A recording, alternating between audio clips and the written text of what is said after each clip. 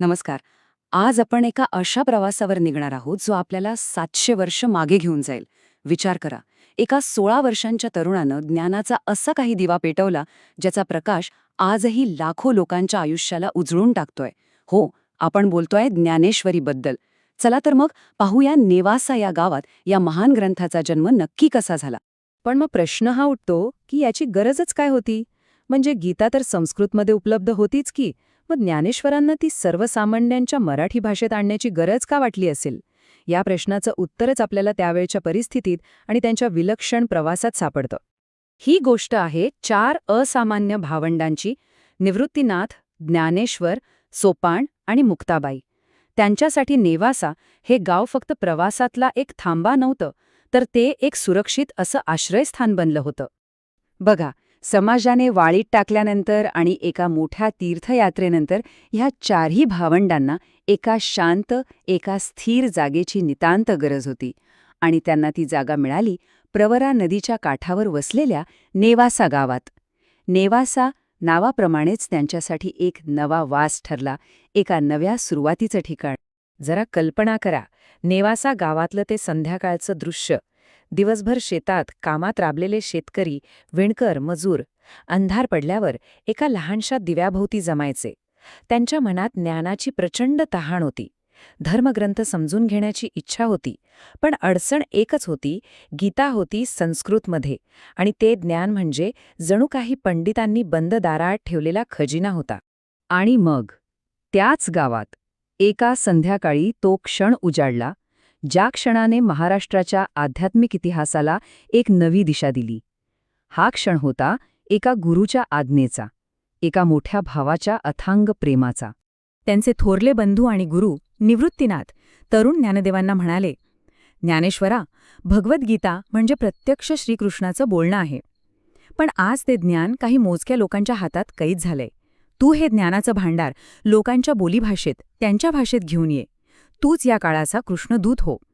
ही फक्त आज्ञा नव्हती, तर एका मोठ्या भावाने धाकट्या भावावर दाखवलेला प्रचंड विश्वास होता. यावर अवघ्या 16 वर्षांच्या ज्ञानदेवांनी जे उत्तर दिलं त्यात त्यांची नम्रता बघा. ते म्हणाले, माऊली, माझ्या मुखातून जे काही बाहेर पडेल ते ज्ञान तुमचंच असेल. मी तर फक्त एक निमित्त मात्र आहे. तुमच्या आणि विठ्ठलाच्या कृपेने गीतेचा हा प्रकाश नक्कीच प्रत्येक मराठी मनापर्यंत पोचेल. आणि बस, त्याच क्षणी ज्ञानेश्वरीच्या निर्मितीचा संकल्प झाला. आणि मग या ग्रंथाचं नाव ठेवलं गेलं भावार्थ दीपिका. म्हणजे काय? तर भावाचा, अंतरंगाचा अर्थ उलगडून दाखवणारा दिवा. पण लोकांनी त्याला इतकं आपलंसं केलं की ते प्रेमाने त्याला ज्ञानेश्वरी म्हणू लागले. किती सुंदर आहे ना हे? तर मग ही महान रचना प्रत्यक्षात घडली कशी? कसं असेल तिथलं वातावरण, जिथे हे इतकं मोठं कार्य आकार घेत होतं? रोज संध्याकाळी महालसा देवीच्या मंदिरात एका खांबाला टेकून ज्ञानदेव बोलायचे. ते स्वतः लिहित नव्हते, तर ते प्रवचनातून सांगायचे. आणि त्यांचे शिष्य सच्चिदानंद बाबा ते सगळं काळजीपूर्वक लिहून घ्यायचे. दिवसभर काम करून थकलेले गावकरी तिथे जमायचे आणि ज्ञानाच्या त्या अमृत सागरात डुंबून जायचे. पण ज्ञानेश्वरी इतकी खास का आहे, इतकी क्रांतिकारी का मानली जाते? याचं कारण आहे तिची भाषा. तिने अत्यंत अवघड तत्वज्ञान इतक्या सोप्या, रोजच्या जगण्यातल्या उदाहरणांमधून मांडलं.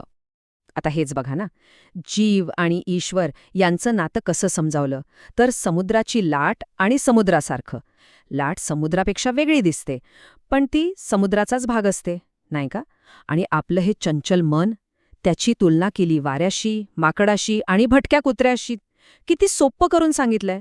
आणि याचा परिणाम काय झाला माहितीये? स्थितप्रज्ञ, कर्मयोग हे जे मोठे मोठे अवघड वाटणारे शब्द होते ना, ते लोकांना त्यांच्या शेतीच्या, नदीच्या, गव्हाच्या दाण्याच्या भाषेत कळायला लागले. आता गीता फक्त काही विद्वानांपुरती मर्यादित राहिली नाही, तर ती शेतात राबणाऱ्या श्रमिकाची आणि पंढरेच्या वारकऱ्याची झाली. चला, आता जरा या महान कार्याची व्याप्ती आणि त्याचा ऐतिहासिक संदर्भ समजून घेऊया. तर हे सगळं घडलं शके 1212 मध्ये, म्हणजे इंग्रजी कॅलेंडरनुसार साधारणपणे 1290 साल.